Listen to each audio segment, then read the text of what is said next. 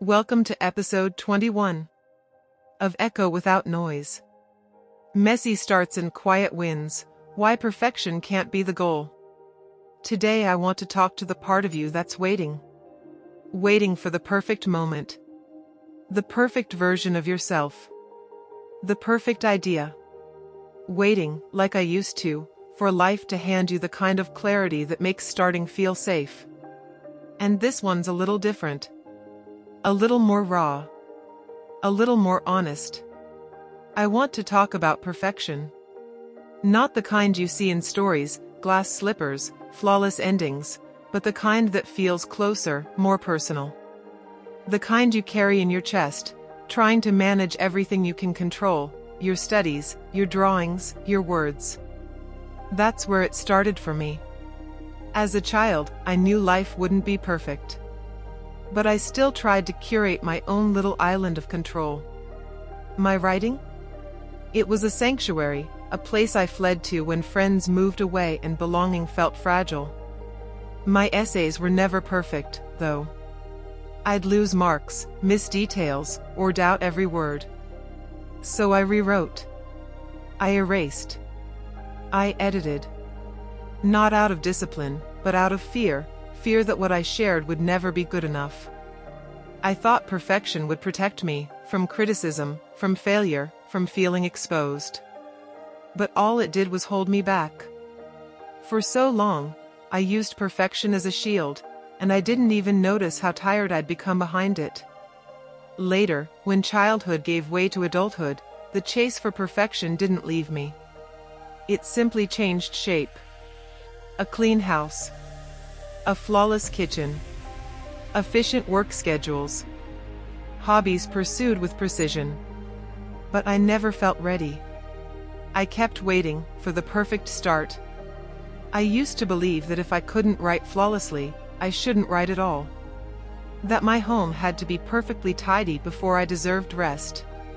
That even hobbies had to be executed right, or they didn't count. I told myself I was being cautious, but looking back, I was hiding. Hiding behind perfection as a soft excuse to delay, to avoid, to stay safe. I'd restart tasks, leave dishes undone, bring home office work that deserved another round. I never said I was lazy, but deep down, I began to believe it. Then one day, when everything inside felt stalled, I read a quote that stayed with me.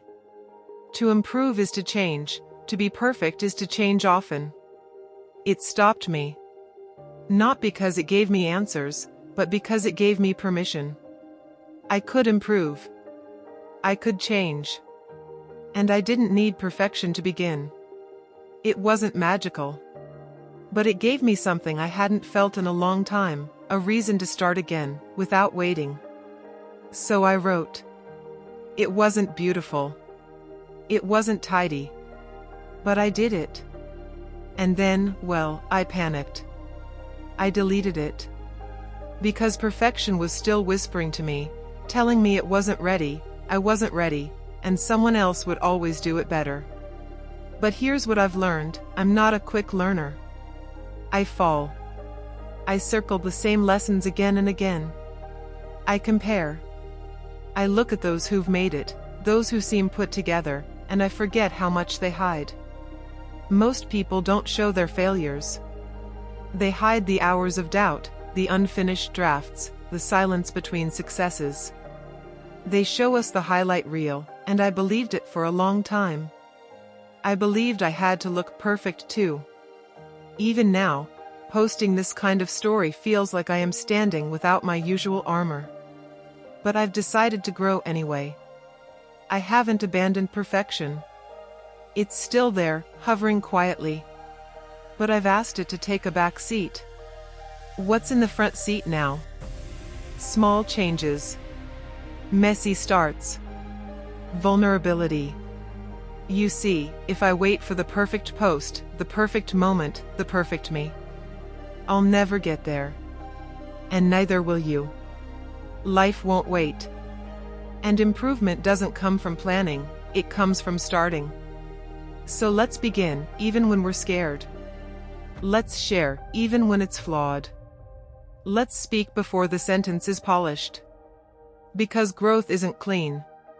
It's messy, emotional, brave. I'm showing you my imperfect side because I believe you have one too. And maybe, just maybe, someone listening today needed permission. To be flawed. To fall again. To try anyway. From one messy soul to another. Let's keep going.